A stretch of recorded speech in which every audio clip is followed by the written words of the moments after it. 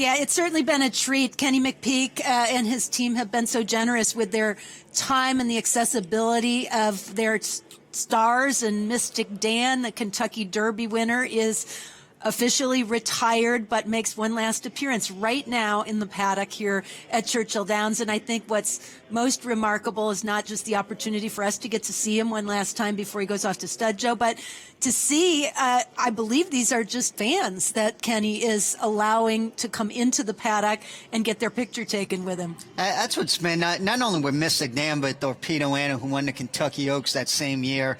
He won the Derby with Mystic Dan. He's been so open to fans and really everyone alike to get kind of up close and personal to these horses, which is so cool. I mean, how often do you see a Derby winner where you could just walk up to in the paddock right here, which is pretty amazing. And I tell you what, I could watch that Derby replay 1,000 times going back to that. It kind of reminds me of races in past Street Sense, Mind That Bird with Calvin Burrell. No way does he win that race without that amazing ride by Brian Hernandez coming up the rail. And look who he beat that day, Sierra Leone and Forever Young, both of them winning the Breeders' Cup Classic in years back to back. And, you know, Kenny has always talked about this, but I think we see it on display.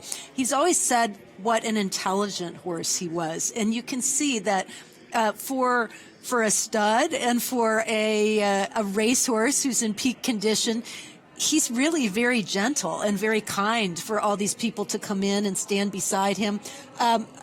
Also looks great. He really does. He's got carrying wonderful flesh and just looks super. He's probably a little confused as to why he's not going on to do something more serious, but he'll have some fun when he gets to the farm and gets to settle in a little bit and then looks to next year at stud. And Ken, you make a really good point too, because a lot of these racehorses and studs, more than anything, when they get to the paddock, they know what their job is. They're coming here to race. So not often do you see horses coming in and they're able to kind of stay cool, calm, and collective like Mystic Dan is right here.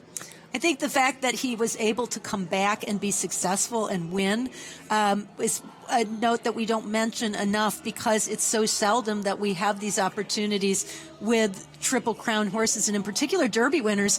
There's been a little bit of a stigma, a little bit of a bad luck streak for Kentucky Derby winners to come back to the races after their biggest triumph and regain that form, but Mystic Dan certainly did. And while it's a little disappointing, I think, for the McPeek camp and his followers to not get to see him in the Breeders' Cup this year, this kind of takes a little bit of the sting out of it, the opportunity to see him here in this type of a setting. Yeah, and I feel like he was going into that race kind of rounding back into form too, but luckily he, as you mentioned, Caden, looks so good in the flesh right now.